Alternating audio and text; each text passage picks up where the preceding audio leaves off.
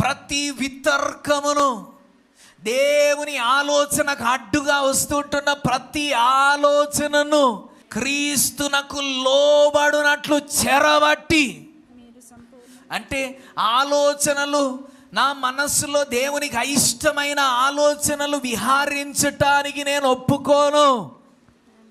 Hello, దేవుని ప్రభుత్వానికి విరుద్ధంగా, దేవుని యొక్క నడిపింపుకు, నా జీవితంలో ఉంటున్న నడిపింపుకు విరుద్ధంగా వస్తుంటున్న ఏ ఆలోచనను, ఆ ఆలోచన ఉండనులే, లేక ఆ ఆలోచనకు మేత పెడుతూ ఉంటున్నవాడనై నేనుండను అని పౌలు చెబుతున్నాడు. దేవునికి విరోధంగా వస్తూ ఉంటున్న ప్రతి వితర్కమైన ఆలోచననైనా దానిని చెరబట్టి తీసుకొని వచ్చి క్రీస్తుకు లోబడినట్లు